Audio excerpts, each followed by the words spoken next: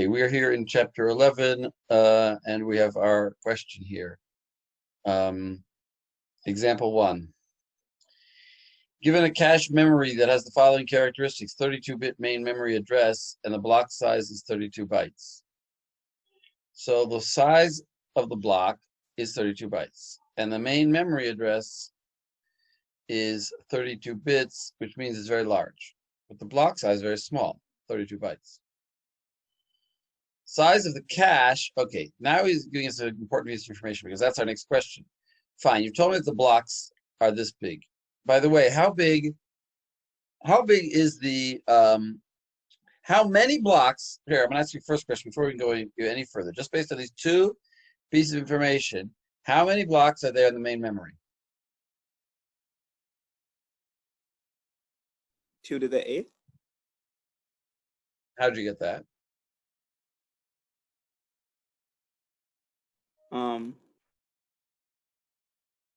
What do you think about it a little more?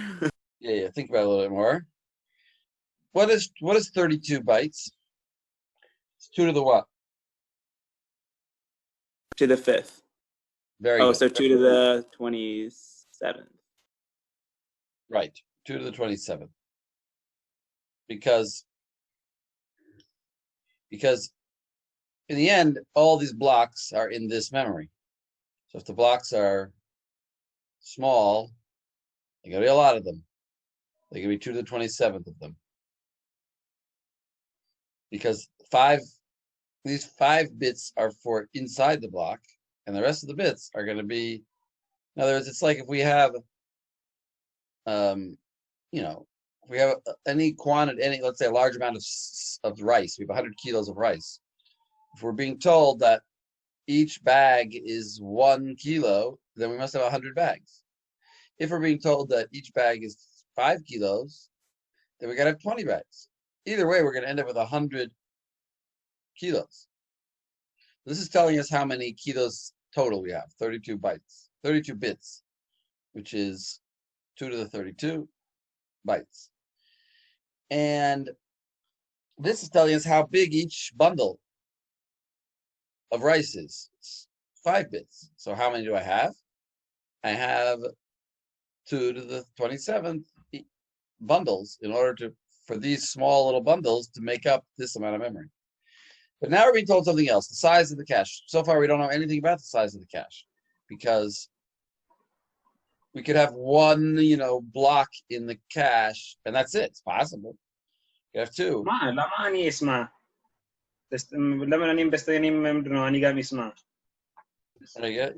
You're talking not to me. I don't think he knows that his mic is on. Yeah, Magisto. Yeah. Okay. Interesting. Okay. So the next thing is the size of the cache is 16 kilobytes. Now, a kilobyte is 1,000 bytes, but it's not actually correct, of course, because 1,000, when we talk about a kilo, we're actually talking about 1,024. Because we're actually, a kilo is another way of saying 2 to the 10th. It's like a mega is 2 to the 20th. So a kilobyte is 1024. In other words, 1,024 bytes. And how many of those we have? 16. Well, what is 16? 16 is 2 to the 4th. So we have 2 to the 4th times 2 to the 10th. That's exactly what we have here, 2 to the 14th. 2 to the 14th bytes. That's the total size of the cache. Now, the question we can ask is, how many of these blocks that are 32 bytes long will fit into this cache? We already figured out that we have 2 to the 27th of these in our memory. We certainly don't have 2 to the 27th. We don't have that many in our cache. How many do we have? Somebody tell me. This is our total cache. How many bundles of bytes of this size fit into this amount of bytes? It's kind of the same. It's kind of the same problem, no? It's 2 to the 9th. It's exactly the same problem. It's exactly the same problem. We do the same thing, except the numbers are a little bit different. It's 14 now minus 5. So it's 9, 2 to the 9th. So that tells us the answer to the question of how many blocks we have. And he says, notice he writes here, excluding the valid bit, the dirty bit, and the tag bit. That's because we're not going to count the, when we talk about cache, we just talk in the usable bytes. When we give you that number, we're not referring to the, other bits that might be there that are necessary. They're kind of negligible. So we don't even count them. Even the tag is negligible. Because again, there's only one tag for each block. It's not so much data. So this is the number we're talking about. So we're going to say the cache is of size 16 kilobytes. It's got 2 to the 9th blocks in it. Of course, when we turn it up, when it starts up, it's empty. The memory, even if we fill the main memory with everything, every possible location, cache could still be empty. Okay, we're using direct mapping. Okay, so we know we're in the modulo world. Find the size of the tag, the set, and the offset. So let's start with the offset. The offset is 5 bits because each block has 32 addressable pieces in it. That's the size of our bundle. 32, 2 to the 5th is 32.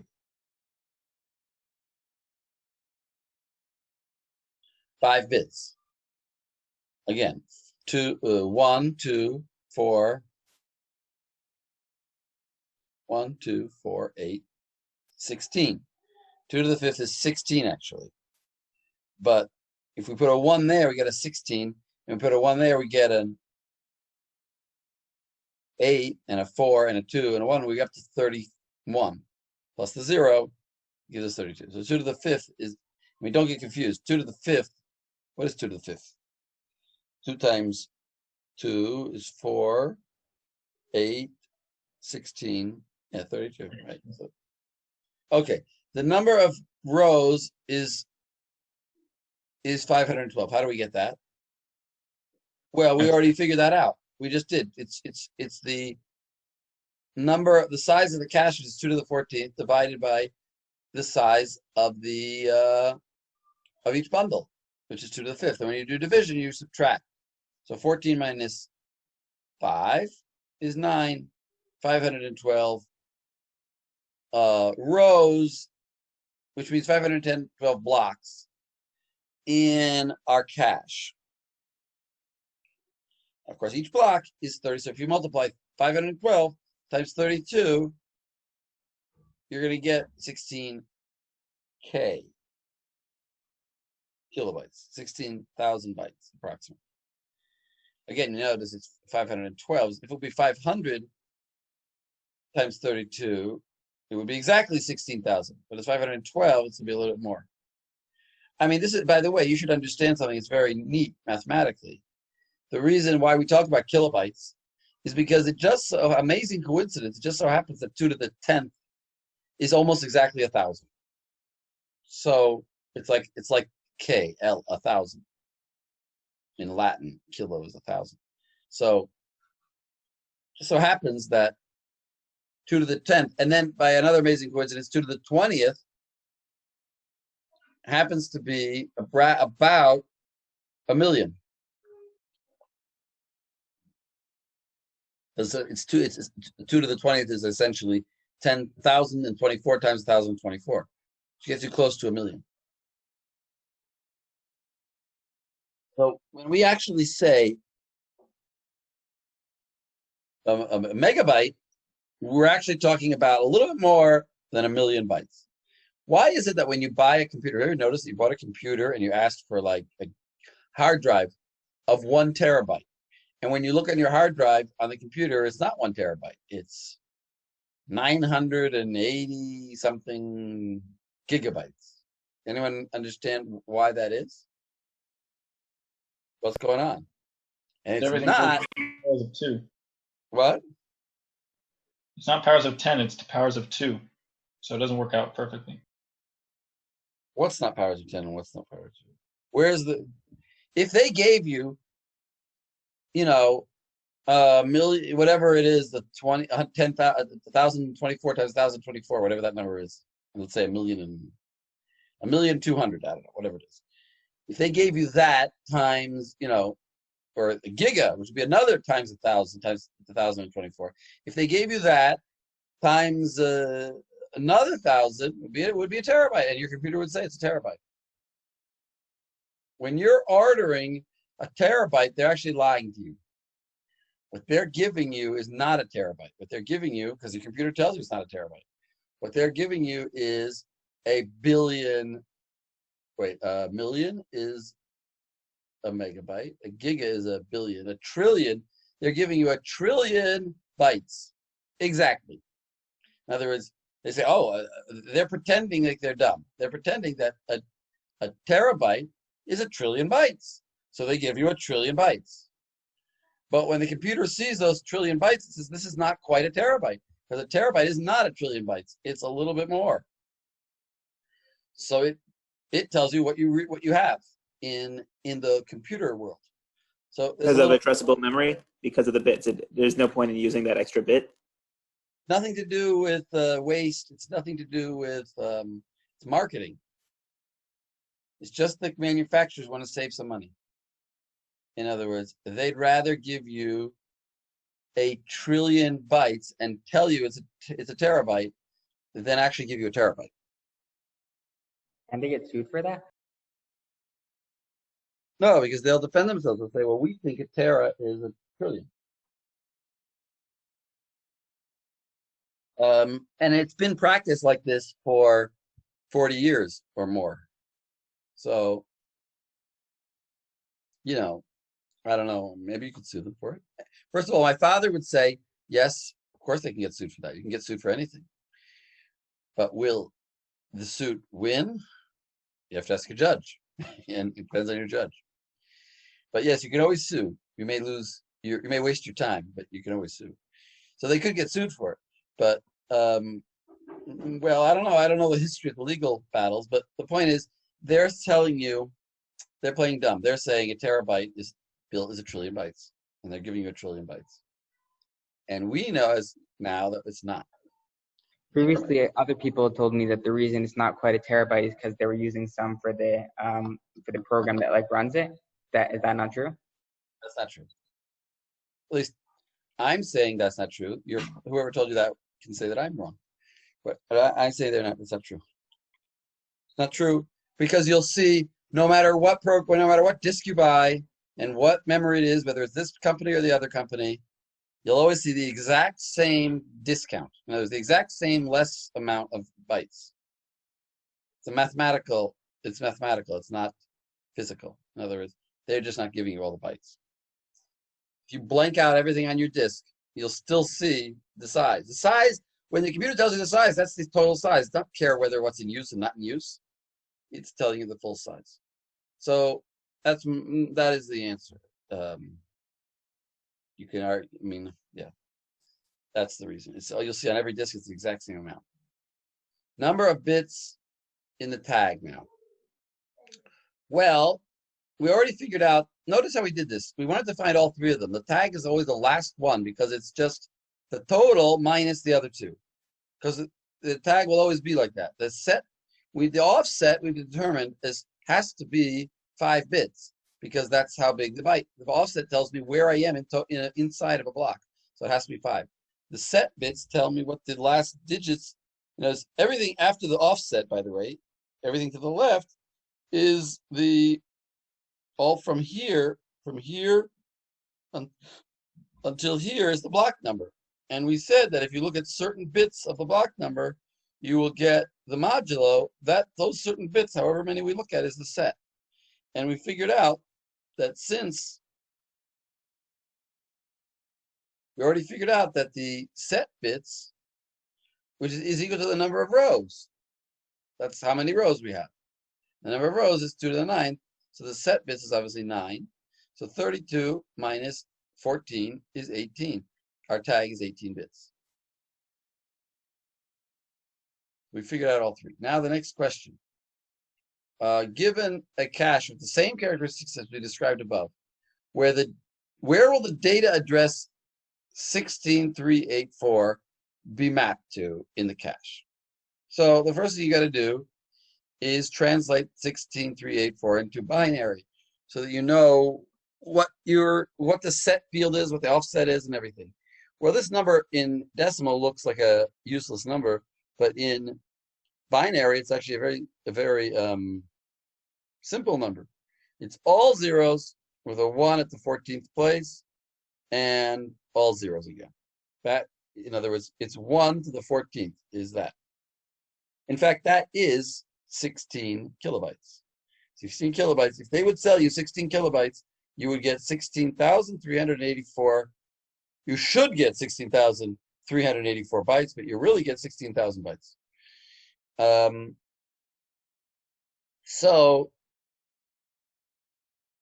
I mean, back to the question of the salesman.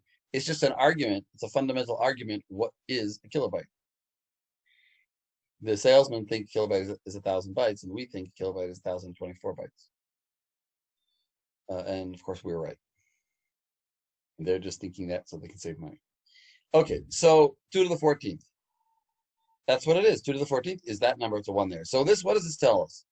This tells us that what offset are we at? 0. What set are we at? Which row in the cache are we in? Which row? Somebody tell me. First, second, third. Which one? First. First row. And in that row, which offset? Obviously the first byte. Yeah. But are we at memory? If this would all be zeros, we'd be at memory block 0, obviously. We're not at memory block 0. Which memory block are we at? Second, or the first, right? Wait, this is a trick question. The second element, but the first block. What? The second element, which is the first block, not the 0, which is 4 in our case. Are you saying we're in the second absolute block in memory? In main memory? That's my question. No. Where in main memory is this block coming from?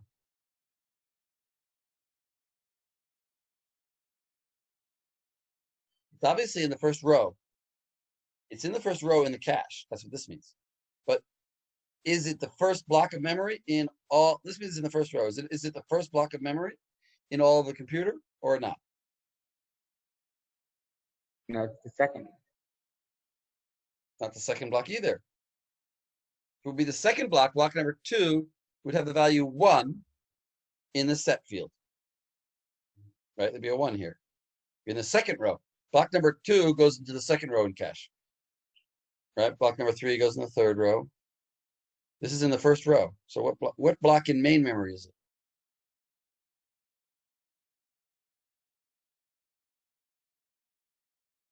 Again, if this would be all zeros, it would be the first block. What is the block number here? Is the block number the same as the tag? Hello? Yes or no question. Is the block number the same as the tag?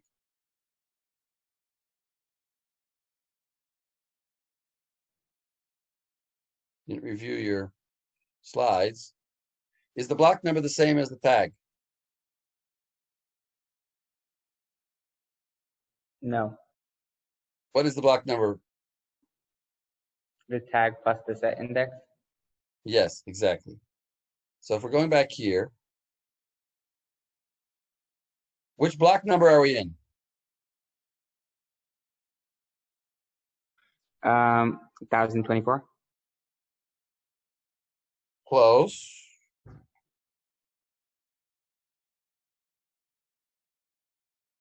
The one here. What? 512. 512.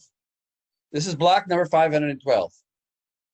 Again, this is the modulo of the block, but the whole thing together is the block number. So the 1 here indicates, if you think about it like this, which block, well, sure, the whole thing together is the block number. So we're at block 512 from the main memory. And where does it sit? In the first row. Why?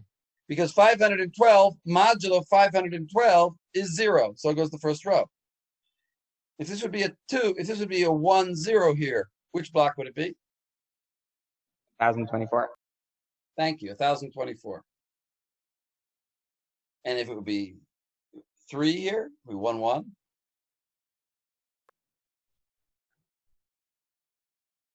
Whatever 1,024 plus 512 is. Right. 1,536. 1,536 would be the block number if this would be all ones. If this 2 would be 1, 1 here. So if you think about it, let's think about it like conceptually. What does this mean? There is a set out there in the main memory, a set of all block numbers who belong in the first row, who belong in the 0000 place, in the first row, in the cache. There's a set out there. And in that set, there's the 0th one, the first one, the second one, and that's what this number means. This tells you which of the blocks that are how do you say, associated with this set do we have. In set 0, all the possible blocks that can go in set 0 are 0, 512, 1,024, 1,536, 2,048, etc. All the things that their modulo is 0. They all belong in the first row. And that set is a large set, and because it's all the numbers up to 4 billion that are modulo 512 of them is 0, that large set, which one of the members of those set do I have in front of me? That's what the tag tells me. So therefore, it's like the ID. It's the ID. And in fact, we can say that there are multiple blocks of memory whose tag is the same. But what is different about them? Their set number will be different. In other words, if not in set 0, but in set 1, row 1, it's all the numbers that are in row 1 that their modulo of 512 will give me 1. And they'll be also, so I'll have multiple sets that are identical. Sorry, multiple tags that are identical, but they'll always be on different rows. For any given row, there's only one block who has this tag.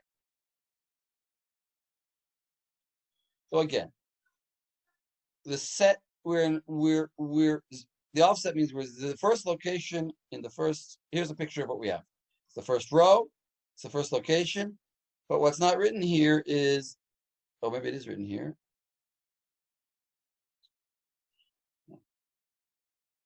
Remove this.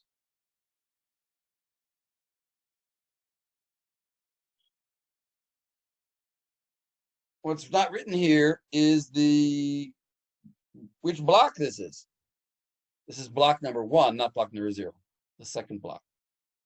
In other words, in main memory. What was the question?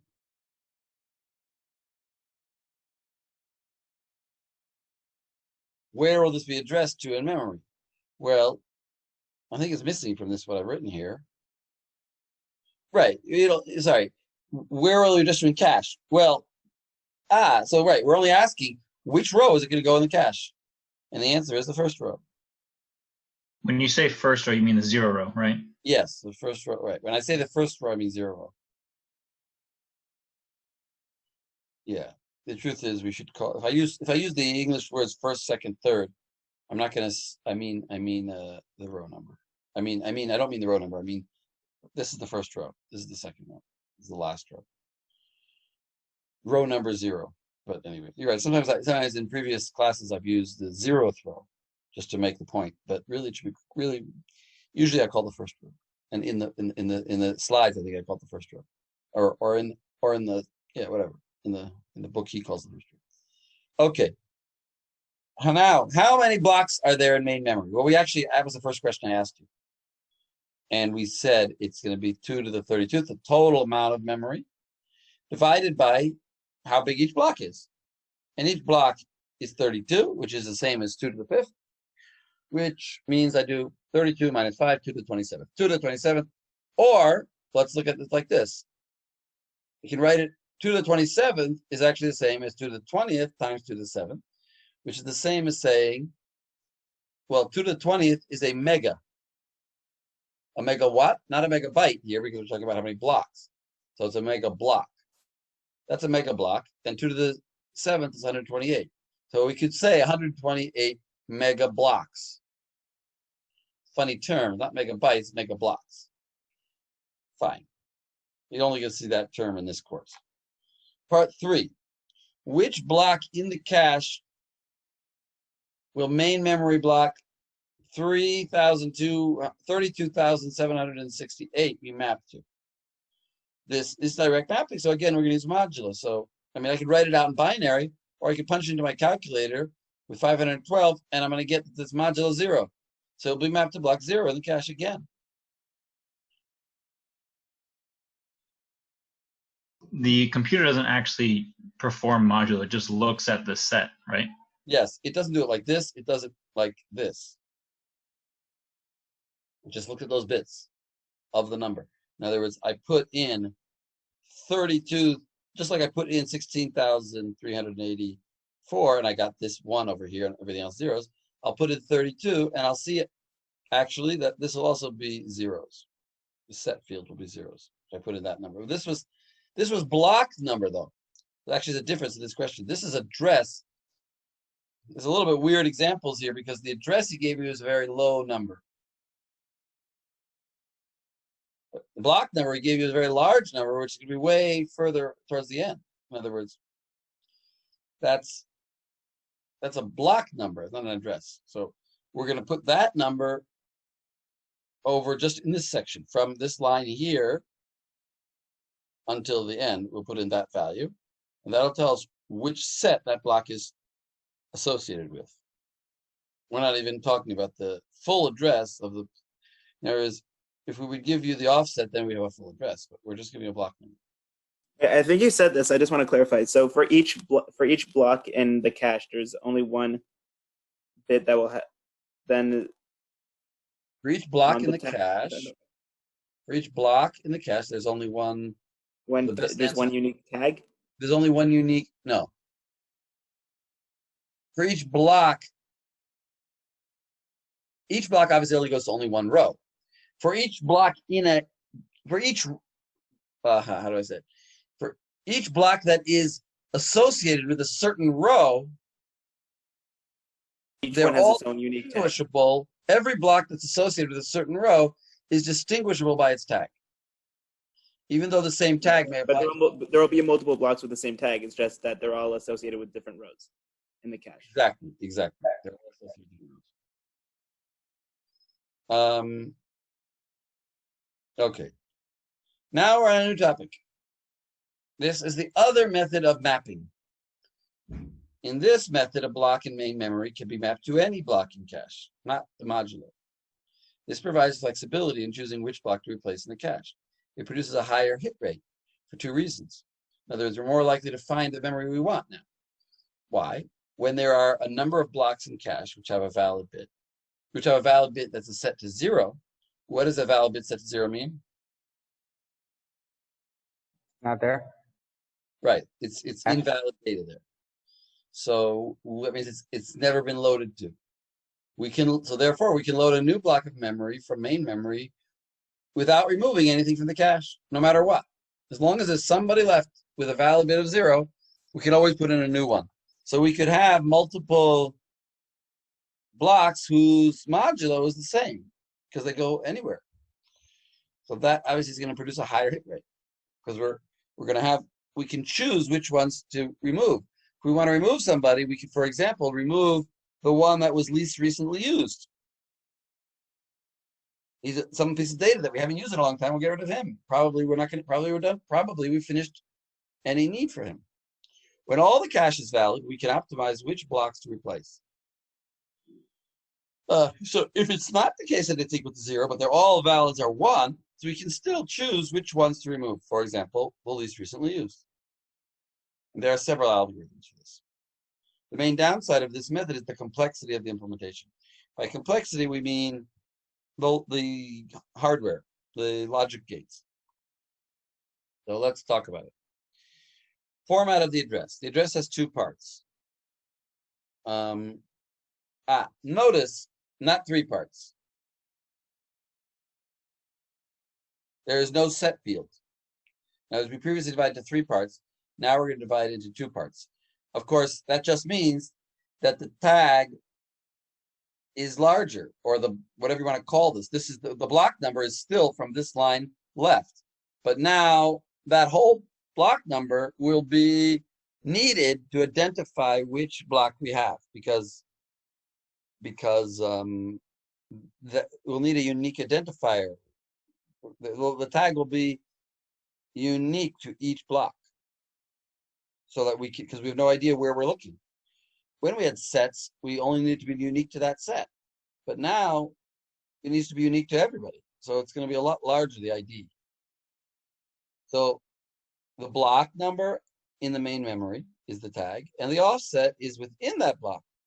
So in the previous example, if we had 5 bits for the offset, then all the rest will be the tag. Notice that the format address does not determine the size of the cache. Right? We have no idea what the size of the cache is. We don't have a set field. The format only determines the size of each block, because each block is obviously 32 bytes, because the offset is 5 bits. In direct mapping, we could figure out how big the cache is by looking at the set. If we're told there's no set here, so we cannot know exactly. The only way. Wait, what was the question? In direct mapping, if we're given the set, then we can figure out how big the cache is. For sure. Okay, but here we can't. Okay. Right. Here the set is 9 bits. So therefore, there must be 512 rows in the set. If there were more than that, then we need another number here to get the correct modulo. Remember this slide that I made for you? Yeah. Okay, I get it. Yeah. This one. The number of bits is what the modulo is. Okay.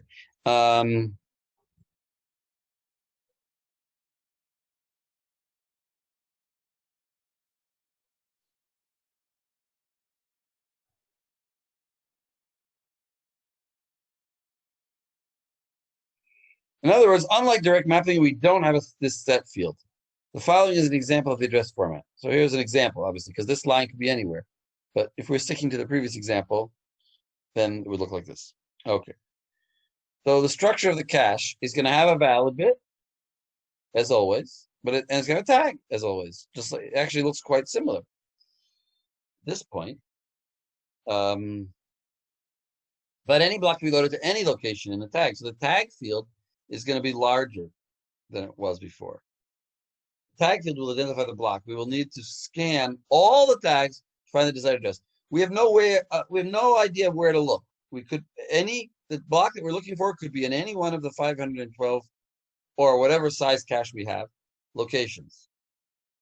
We have to look at them all. We'll have to set up, lines here and do an and figure out which ones are identical. So here is what the logic looks like. Finding the data in the cache by the address. That's what we're going to do. We get a memory address, and it looks like this. This is our memory address, 0 to 32. It's a particular byte, a specific byte that we want to know. That's what the computer, when the CPU says, give me a piece of memory, he says a particular byte. He doesn't know anything about blocks. I think it's in the drawer. It's in the top drawer. Can you shut the door?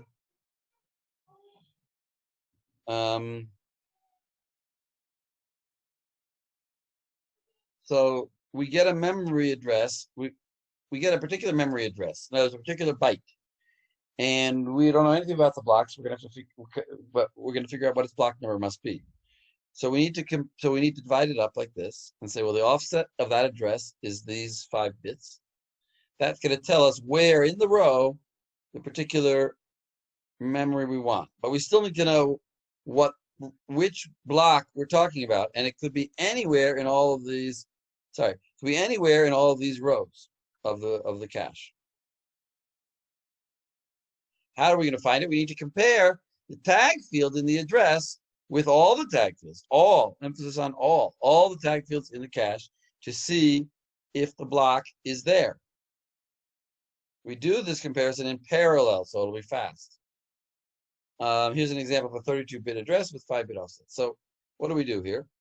The cache is going to look like this. Here's our cache, and it also has this data in it, as always, a valid bit and a tag. And the tag is going to be a little longer, as I said. It's going to be 27 bits instead of, I think it was like 18 bits before.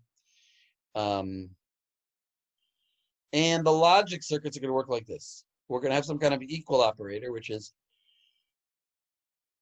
essentially an ALU that does subtraction. It's going to subtract this number of the address. You can take the number of the address, this section of the address, these bits, these whatever they are, 27 bits, and put them into here and take 27 bits from here, from this tag. And if they're equal, it's going to produce a 1 over here. That 1 will come to this AND gate, but only that 1 will get turned into a 0 if the valid bit is 0. If the valid bit is 1, then I'll have 1 and 1, and I'll get a 1 here. But at the same time, I'm also checking if this tag is on every other block. Now, the tag is unique to every. There's no. Is there any chance, or there is no chance that I'll get 2 correct answers here? That this one will say it matches, and this one will say it matches. Why is there no chance of that? Because each tag is unique. Because each tag is unique across the whole memory, across all the memory. If I would have done something, if I would have put this logic into a direct mapping system, boy, would I get the wrong results. I would get multiple responses sometimes. Because there the tags are repeating. Now, if I would have a set here and just take the smaller tag and use, right, and use a smaller tag here, it would not work. Okay. So you see, I need more logic gates. I need all these equals things. If you remember back here, it looked, like this. I just had one equal operator, just one. Because the set told me only look at this line. I keep thinking of this old joke. I can tell you an old Jewish joke. Maybe you all heard it. A man walking down the street, and he sees another man standing underneath a street light, looking at the street. And he says, "Oh, what happened?" He says, "I lost something." "Oh, really? What did you lose?" "I lost, my wedding ring." He says, "Oh, well, I'll help you look." And he looks for a while under the lamp. And he says, "It's hard to find it, isn't it?" And he says, "Yeah." So, "Well, where did you drop it exactly?" He said, "Oh, down the street." So why are you looking over here? "Because there's light over here." I suppose you're all laughing. Yeah, our mics are just muted. Yeah, I understand. You can only look where the light is. There's no point in looking in the dark. You can only look where the light is. So you can only, in other words, the light is here. Only the light is here. Only in this system, only look here. That's the only place it could be. A little bit different from the joke, but that's the only place it could be. Compare that to the tag. Okay. Joke is not really relevant, but it always pops into my head when I think of that. Okay, we're here. And pros and cons. Advantage, high hit rate. Disadvantage, the parallel comparisons are difficult and expensive. Okay. Answer to question 3. So there's an equal gate by every single block? Yeah, by every single row in cache? exactly right. If I have 32,000 cache, I have 32,000 row bytes in the cache, which is quite likely. Because if I've got 4 billion bytes and each block is only a measly 32 bytes, and I got 4 billion, each block is 32, and I got 4 billion bytes total. If I divide 4 billion divided by 32, I'm going to get a very large number. Let's say 32,000 or something, or more. 134 million. I'm going to have 134 million blocks here. 134 million blocks here. That's a lot of AND gates. 134 million of them. And those are all like ALUs, like I said. Not and, the equals is really the problem. Parallel comparisons are difficult and expensive. We could say expensive and difficult. Replacement algorithm. In other words, when we find that it's all full and we need to put a new block in the cache, who will we remove? Before, it was simple. We just removed the one whose modulo was the same as the one we were putting in. Because that's the only one we can remove. Now we can start talking about more interesting questions, choosing which one. We can remove anybody. We can remove anybody since we have parallel checks. It could be anywhere. We can remove anybody.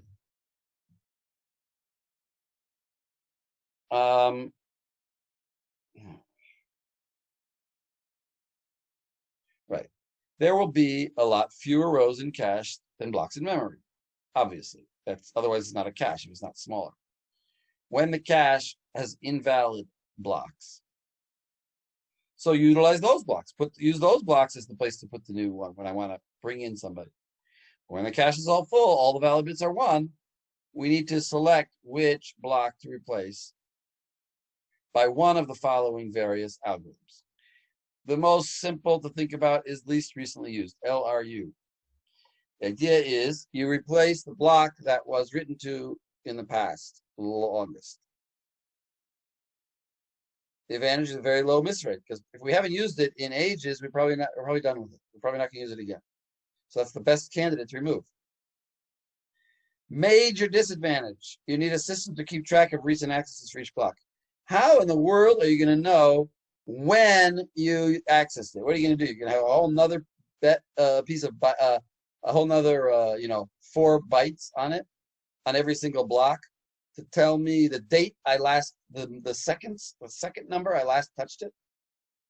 How am I going to keep track? I'm going to reorder everybody, or here's an interesting idea of how I can keep the set. Here's an interesting system.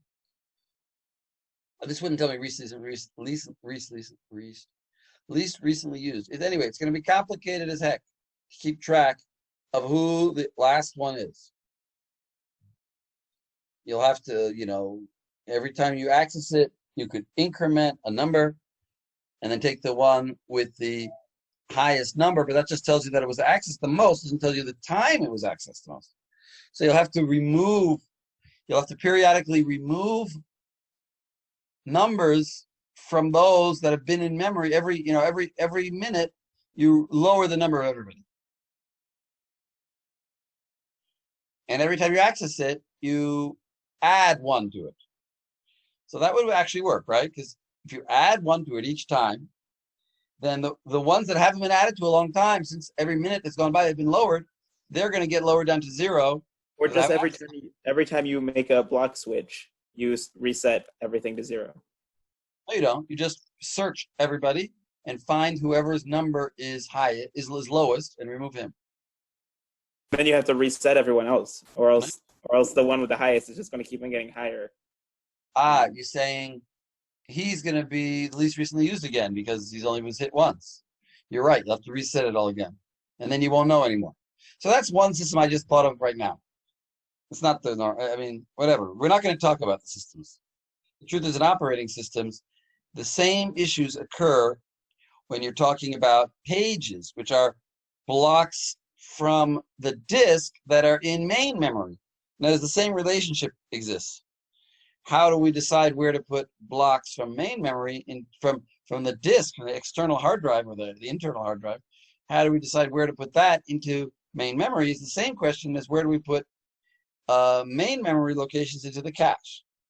And in operating systems, we talk about that other question, like pages. And there we talk about methods for deciding where to put it and keeping track. Something called a set window. I don't think we talk about it in this course, but there's something called a set window or window set.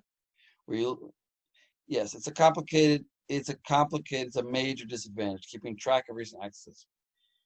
In fact, it's so complicated that I think it makes it not feasible.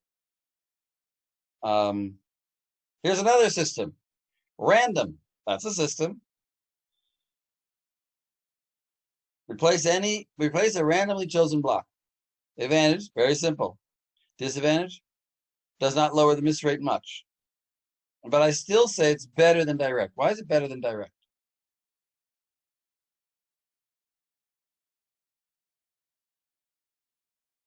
I have no idea who I'm going to remove.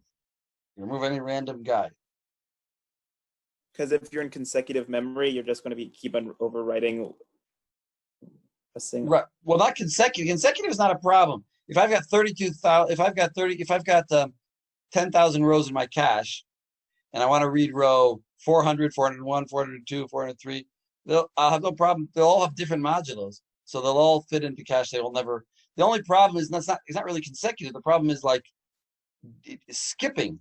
I want to read Dafka block number 0, block number 512, and block number 1024. I want to read all the ones that their modulo is 0. I happen to want to all of those.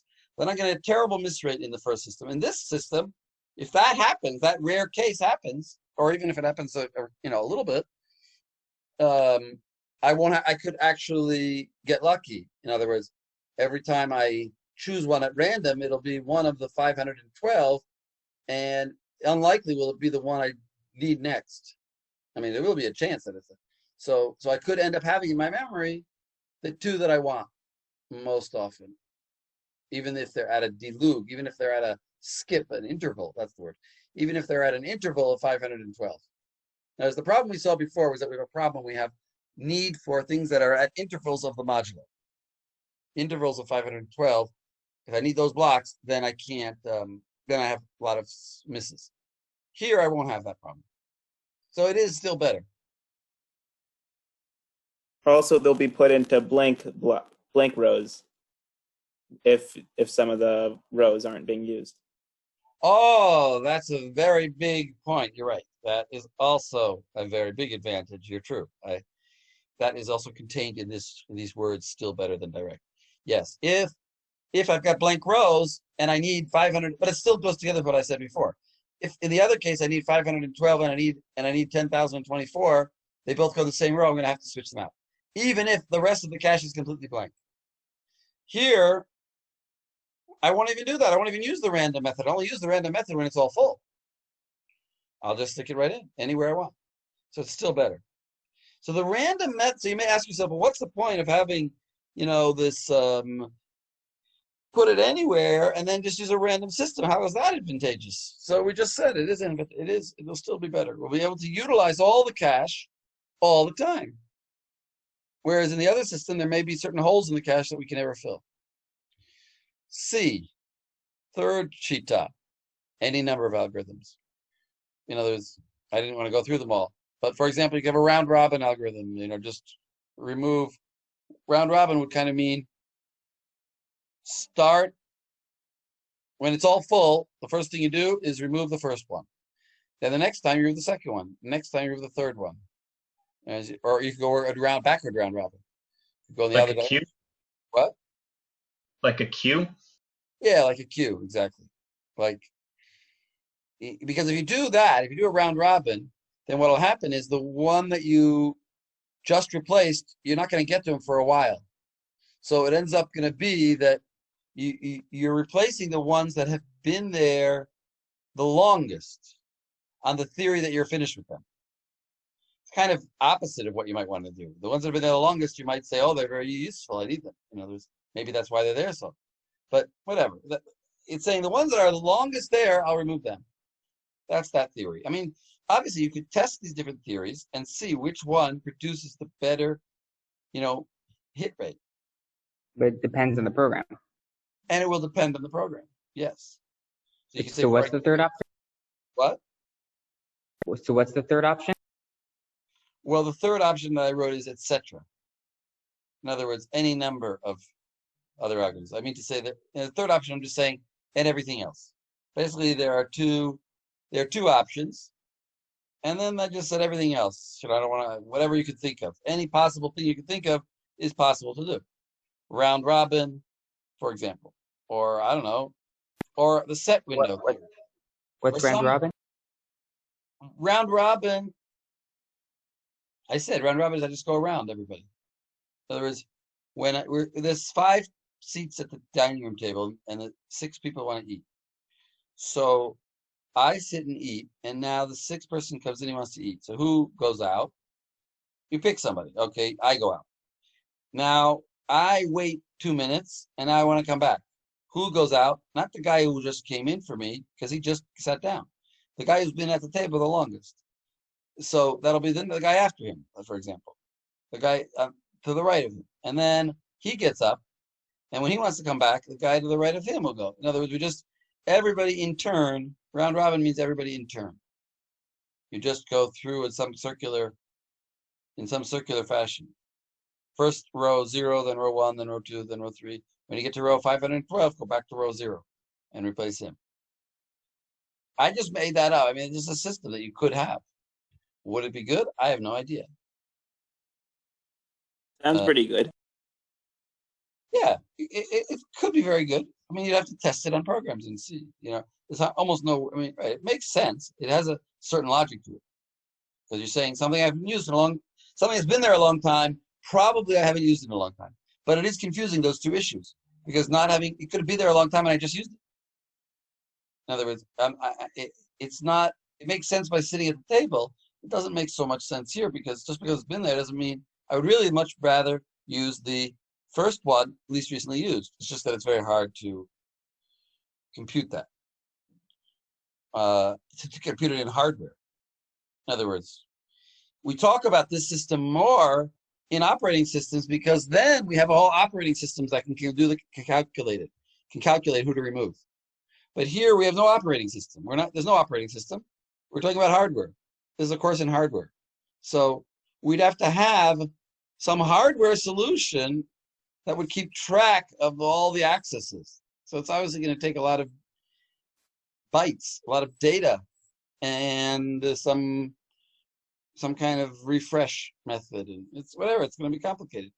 It's much more sensible to use that system in where we have at our disposal of actual program, where we don't have to build the hardware to do it. But it could be done. Remember, I said to you in the beginning of the course, everything that can be done in software can be done in hardware on a theoretical basis. It may be a lot of hardware, but you could always do it. And I mean, that's a theoretical assertion I'm making, and it's true. Answer to question 4. Same as direct. It's independent of the system of mapping. What do I mean by question 4? Well, we went back all the way over here. We said any system is going to have to answer 4 questions.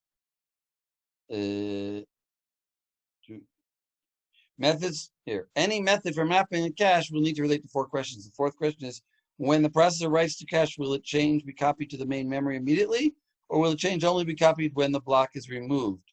So that is independent of this mapping system. It could be right back or right through, which are the 2 things we discussed last class. If you don't remember it, you can look at the video. Now, where are we?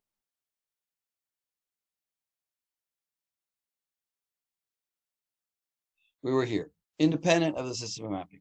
Now, we're talking about a 3rd system, which is actually not really anything new. It's just a combination of the first 2. Combines the advantage of direct mapping and fully associative. We will show an example. This is what really interests us. And okay, so we will show an example where n is 2. So it'll be called like a 2-way set associative. You can call it an n-way set associative, which means if you have multiple levels, but you could have 2-way. So we'll start with a 2 where n is 2. So we'll call it a 2-way set associative. When n is 1, it is actually the direct mapping. And we'll see. If you don't understand what I'm saying here, it's fine. You're not expected to. What is the mapping function? We're going to use the same thing. Cache row. Which row in cache to go to? Whatever the block number is, divided by the number of rows in the cache, and get the remainder, which is the same thing as looking at that number of bits. But the function is mod. Note, for the mod function, we divide by the number of rows, not by the number of blocks. in each row in cache. In each row in cache has n blocks. We'll show you what I mean. It's going to turn out that the cache could be much larger than the modulo function would indicate. And we'll show you. Actually, I'm going to jump to the picture right away. Why is that? I'm going to explain what I just said. Why is it that the cache can be larger than the modulo? This is our cache now. This is way 0 and way 1. It's a two-way. And what it actually is I've got data here and data here. I've got this is my cache, this is my cache. So if I ask the question, how many rows are in my cache, I have two possible ways of answering. I could say there's 4 rows, but there are actually 8 rows. So there's 4 rows here and another 4 rows over here. But what is true is that when I decide where to put something, I'm going to take the number and do modulo 4 on it and get either a 0, a 1, a 2, or a 3. And let's say I got a 0. So I can put that block in this location, but I can also put it in this location. So what does this give me? This gives me the flexibility that I can have 2 numbers now that are, what did I use the word? That have a,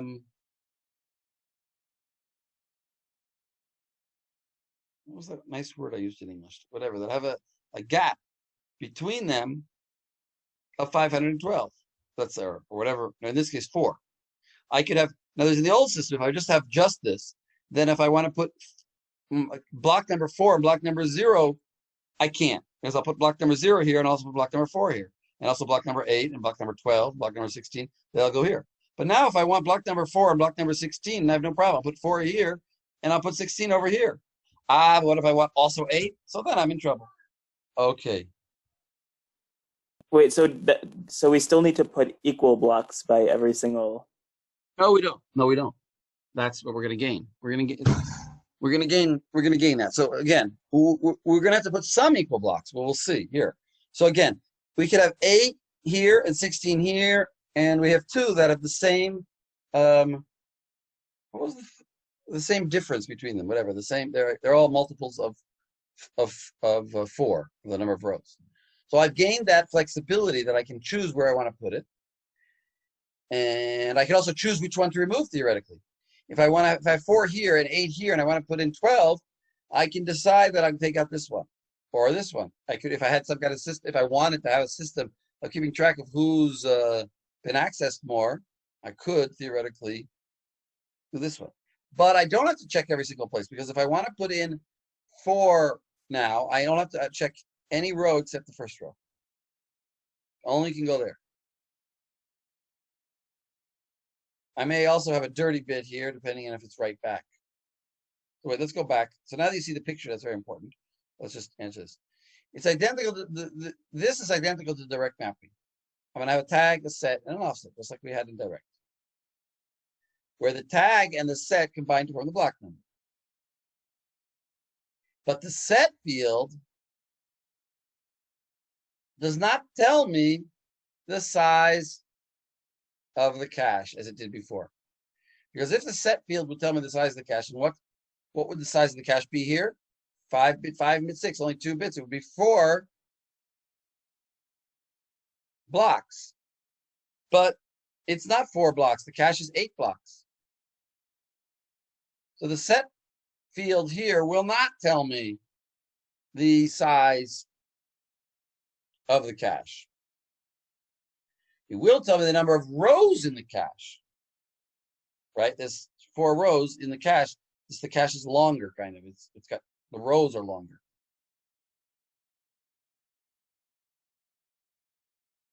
But it won't tell me the size of the cache. The offset is still the offset. The set field is different from the set field in direct mapping, because here it indicates an entire row of the cache, 2 blocks. If it's 2-way, it means it's indicating 2 blocks.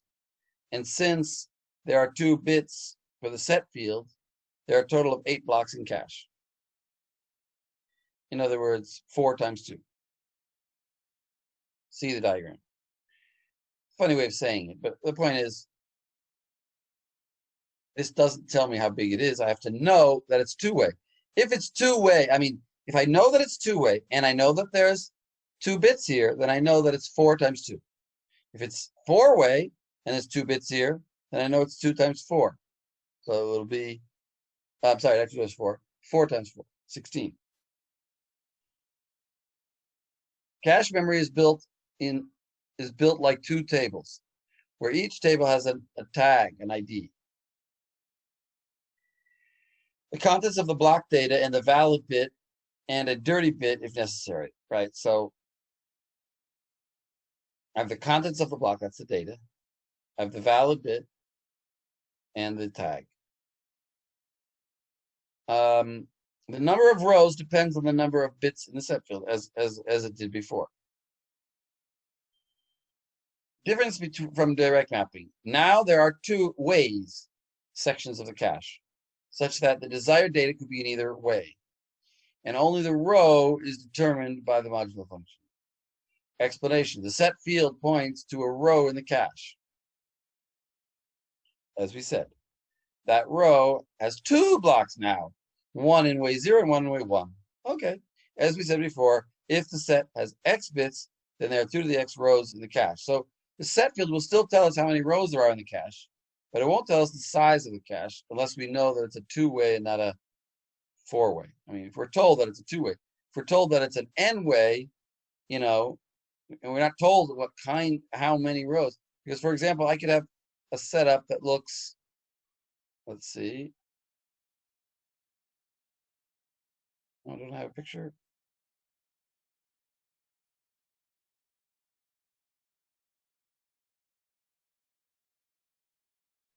So finding the data by the address in memory, we got to do several things. First, we got to find the correct row in the cache by using the set and address fields. Set field of the address. We have to say, right, what set we're in. Let's look at the modulo. That means we have to first figure out, okay, we're in this row or this row or that row. We'll do that by the set, but that's not enough.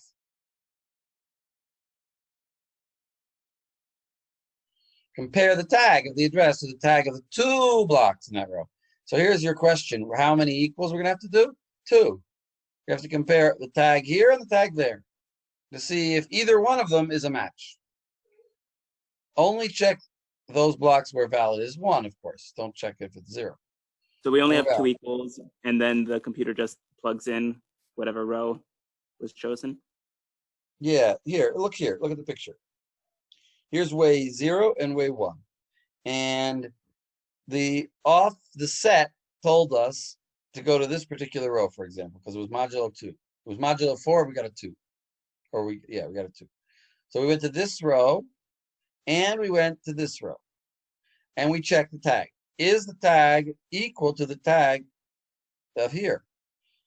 If it is, this is an equal check. If it is, we get a 1 here. And if the valid bit is also 1, then we found it over here. But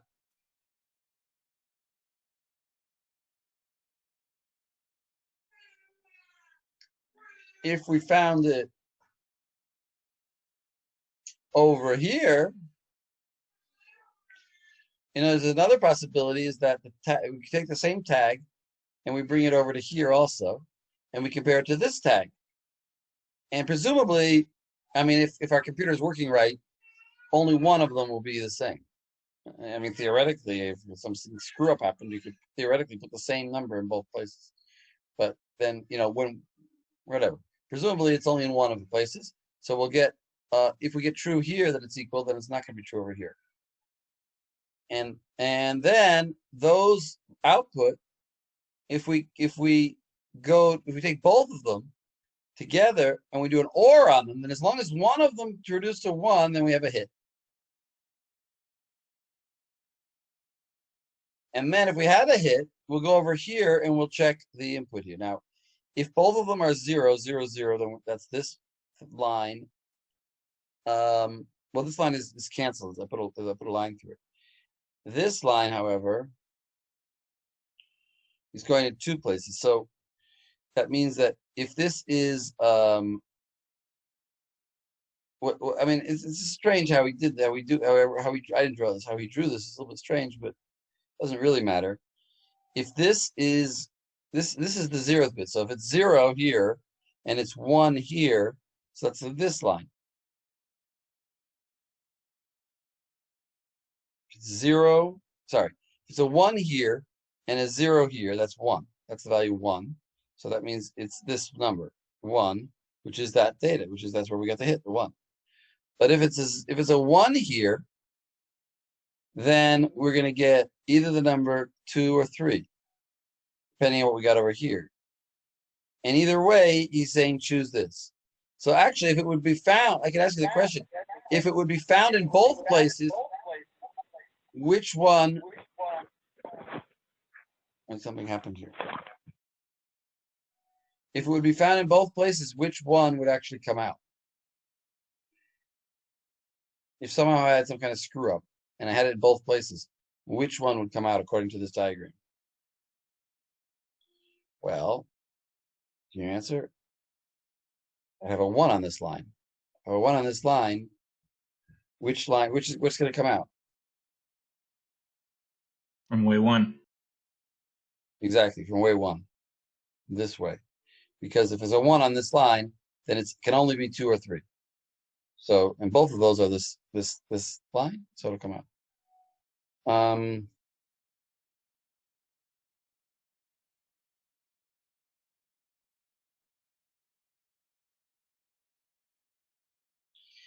Right, can anybody tell me why he used a multiplexer 4 to 1? And it has like wasted lines, kind of. What else would you want to use? What would be the other option? I don't know. Can you think of? Well, I guess let's deny all other. Let's go through all the other options and see why they don't work. I mean, what could it be?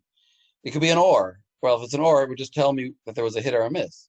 It could be an and, but an and would also not tell me which one. Basically, this is the only.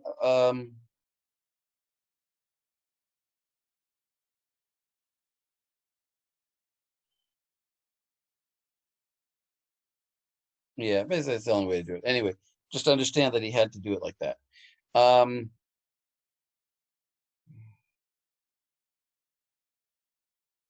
Use the offset to locate the particular data in the matching block. Well, that's obvious. If we're already here, we found it. Now we found a hit, and we know it's this one. But which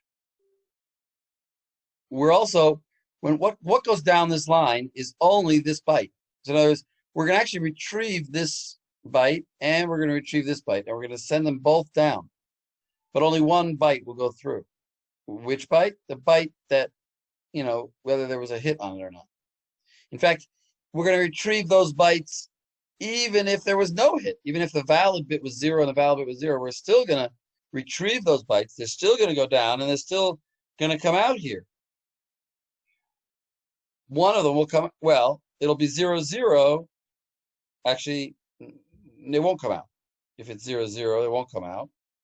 But anyway, even if it would come out, it wouldn't bother me because I have a hit or miss thing, which would tell me that it was a miss anyway, and I would ignore that data.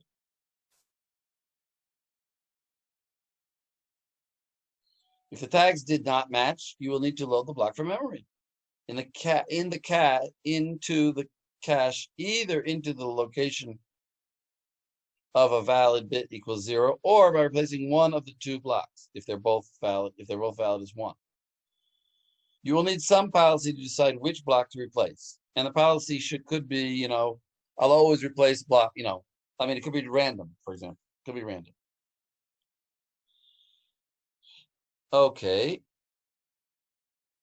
We explained this. Answer to question 3. In the two-way set associative mapping, every block memory can reside just a second, in exactly one row of the cache, but in either way. Assume n bits in the set. Then a block in main memory will be mapped to cache by the following function. The row number in the cache is equal to the block number in main memory divided by modulo 2 to the n. Well, that's what we said, basically. In our case, it was 2 to the 2, 4. The number of blocks in cache is 2 times 2 to the n. Why 2? Because there's 2 ways. If it's a two-way set associative. Because each way has 2 blocks. Right? Each way, each right and left, each of them have 2 blocks on that row. When we want to bring the data into the cache, we can replace either of the 2 blocks in the row using either the least recently used or the random selection, just like in fully associative. Answer to question 4 is the same as in direct. It can use either method you want. In other words, whether we do write back or write through. Okay. Givens for the following example exercises. So, in all the following examples, let us take as given the following assumptions. The block is 8 bytes long. Fine. The block is 8 bytes long. Very small blocks. You should understand that. Remember, the block is the same size in memory and in cache. Fine. The main memory is 256 bytes. Okay, so we have a very small main memory. That's good. Make our math easier. In other words, we have 32 blocks because 32 times 8 is 256. The cache has 64 bytes or 8 blocks. The cache has 64 bytes or 8 blocks. Okay, so we have 32 blocks in memory and 8 of them, or a quarter of them, can be in cache at any one time. Cache size only refers to the actual data in cache, not to the control bits. In other words, not to the dirty bit or the valid bit. Use two-way associative mapping. So we're going to do two-way, Dafka two-way and not four-way. So if we have 8 blocks in cache, how many rows?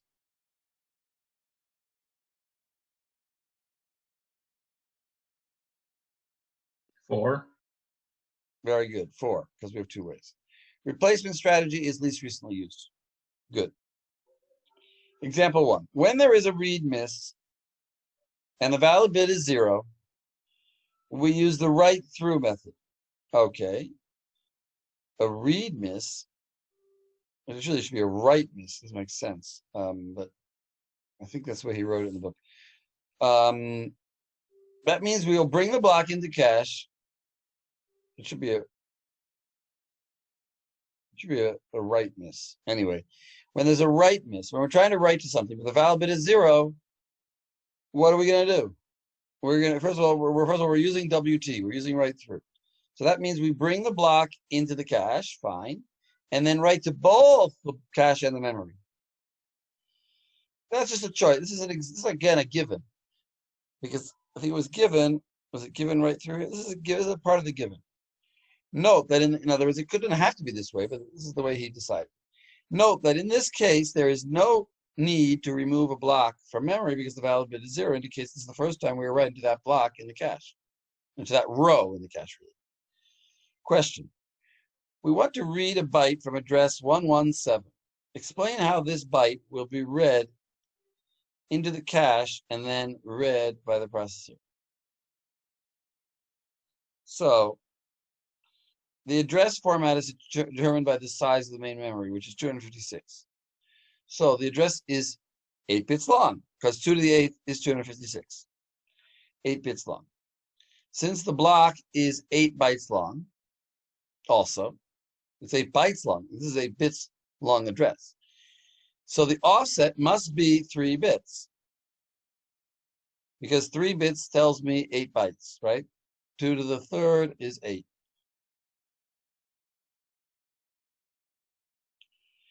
So we have 3 bits used up for the offset.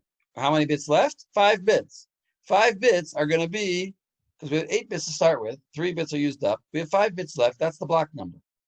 Since there are 8 blocks in the cache. So that's the set? No, that's the block number. The block number is the total, the set and the tag together. So here we're now talking about a 32-bit address? No, definitely not.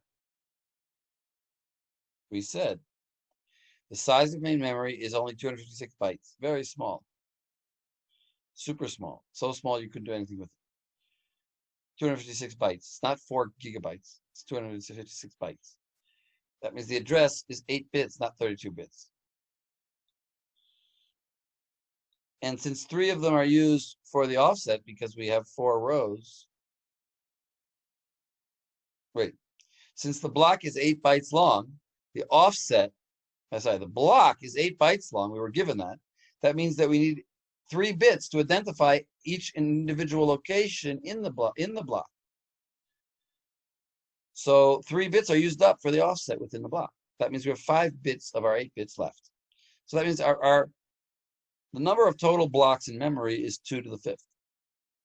But that's not the question. Since there are 8 blocks in the cache, we were given that in the question, right? 8. The block is 8 bytes long. Yeah. The cache is 64 bytes, which is 8 blocks. We were given that. So since there are 8 blocks in the cache, and we're using 2 ways, we must have 2 groups, each containing 4 rows. Because it's 2 way. We have to divide our 8 by 2. So we got 4 rows. So therefore, since there are 4 rows, we must have 2 bits for the set field, because modulo 4 is the same as taking 2 bits.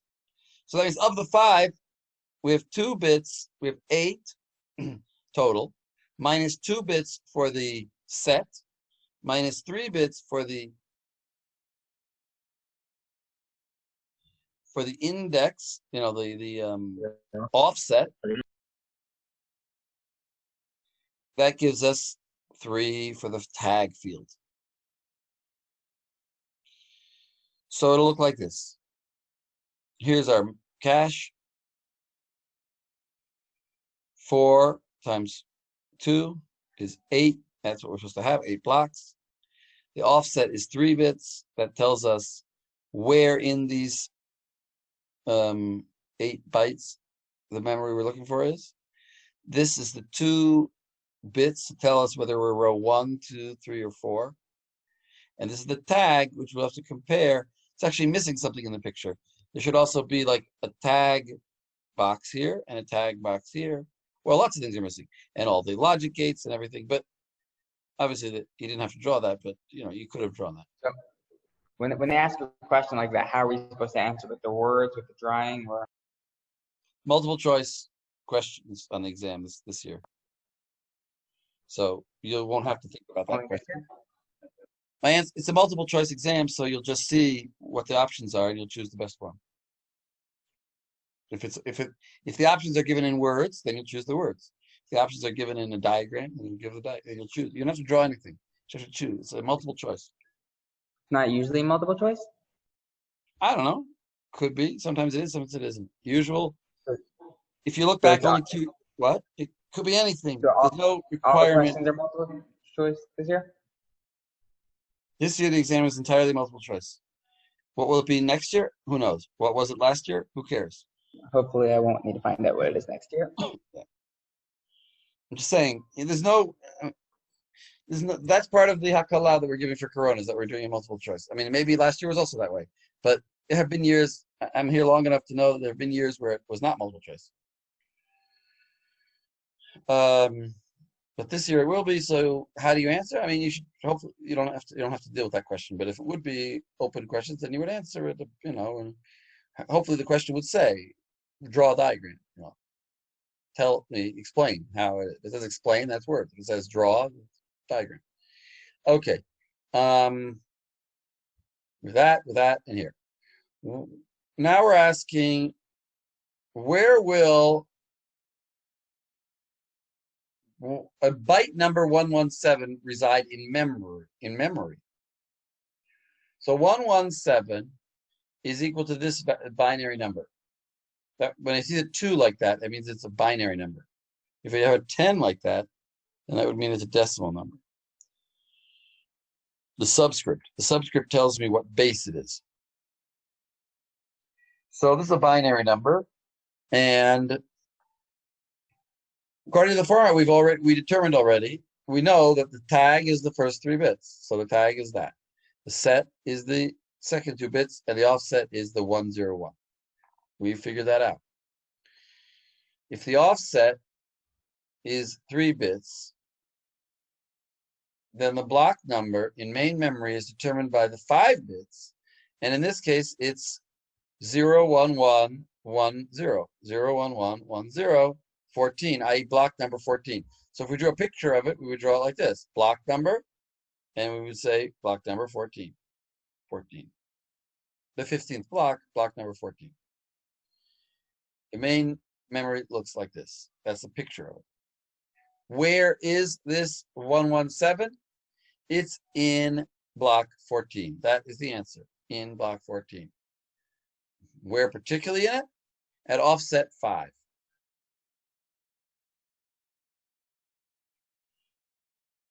Now, ask another question. Where will that same one reside in cache? Well, obviously it can reside in 2 possible places because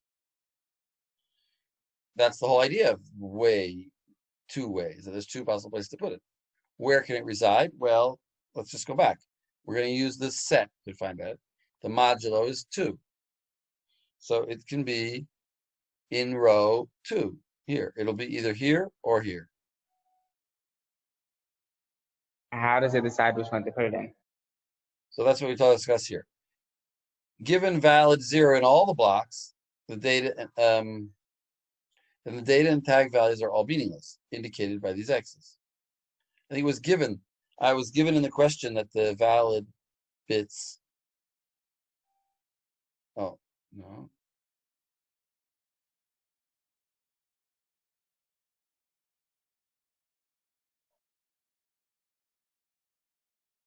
I don't know. Let's say. Maybe it wasn't given, maybe it was, but let's say it was given.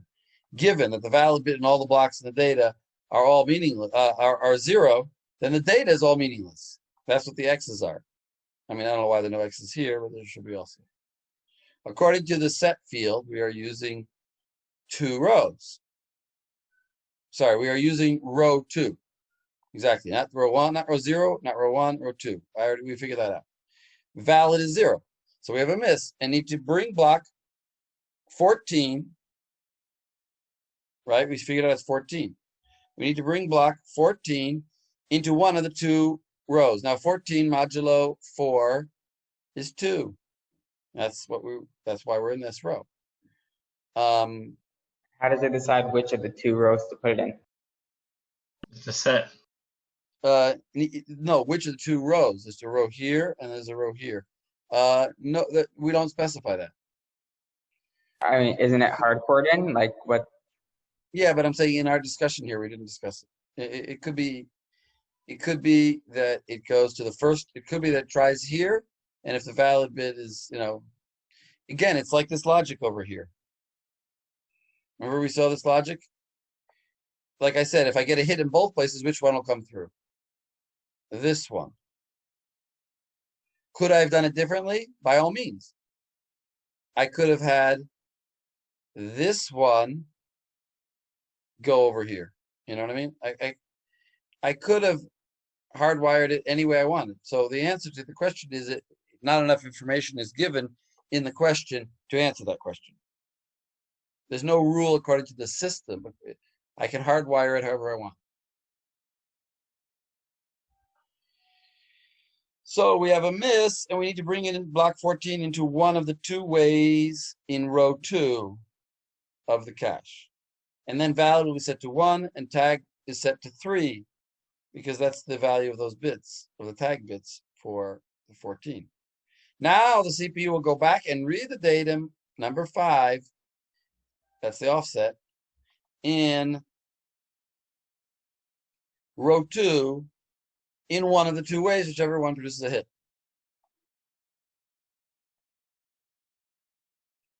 You're asking how do we decide? Again, like I said, it's not, we don't have enough information to know that. It could be either one. If you would tell you, and it is why, I would like to say, first we try the first one, and if it's available, we use it. And if not, we go here. But that doesn't make sense because that would imply that we're not doing things simultaneously. And we are doing everything simultaneously. So we can't first do this and then do that. We're hardwiring things to work in a certain way. So it's a decision that the designer will make. When there's 2 options, which one to choose. It's actually a famous philosopher, I forget who it was, like an English philosopher, who said if you put it's a famous paradox, if you put a donkey equally distant from a theoretical donkey equally theoretically equally distant from two theoretical piles of hay, and he can see both of them, will he turn right or left? And he said the donkey will freeze and not move because he has no way of deciding.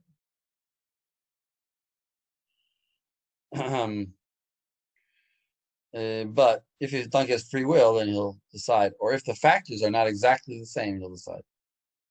Or if he has, a random number generator in his brain, he'll just go randomly. Although I'm just reading an article today that said, actually, that gut feeling that you have about what to do is not just is an emotional feeling, and your emotions are generated from history, from stored history of pain and pleasure.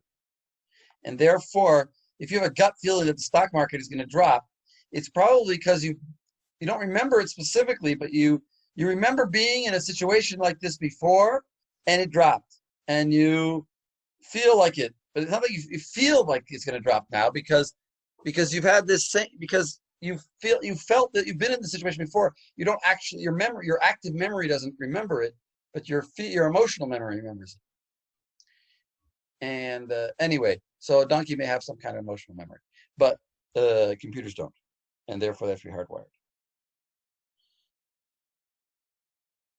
And we're done for today. So tomorrow at 1:30 we do have class? Yeah. Wait, let me just finish this one slide, and yes, we'll have class. Except one more slide because it's just the end of the topic.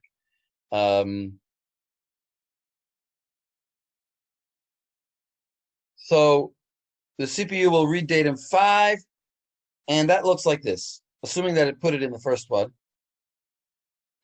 it'll be in row 2, and I don't know why that's 5. Maybe, I don't know, you count this way. I don't know. It'll read datum 5.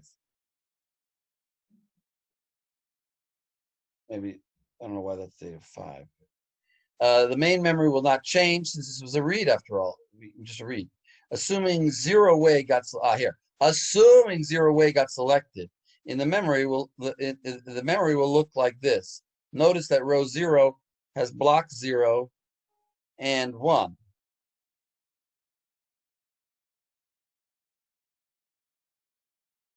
Notice that row 0 has block 0 and 1. Row 1 has block 2 and 3. In other words, it goes, if you're talking about block numbers, if we're talking about block numbers, we refer to it this way: 0, 1, 2, 3, 4, 5, 6. But in the particular, that way if we're viewing all 8 blocks. But in here, we talk about row number, so we can say like this: it goes into block number 4. Block number 4 is in row number 2 in way number 0. And it goes there, and then we read the desired datum, but I don't know why he wrote that. The desired datum should be 5. I don't know how that's 5. 0, 1, 2, 3, 4, 5. That is 5. He knows how to count. Okay. That's it. Next time we'll give another example, example 2. Thank you. Sure. We're getting near the end of 11. And 12 actually, I think part of it is not going to be on the exam. Some part of it. Part of it will be and part of it won't. We'll see. We'll get to that. Just saying, as far as time, we're okay. No. Stop here.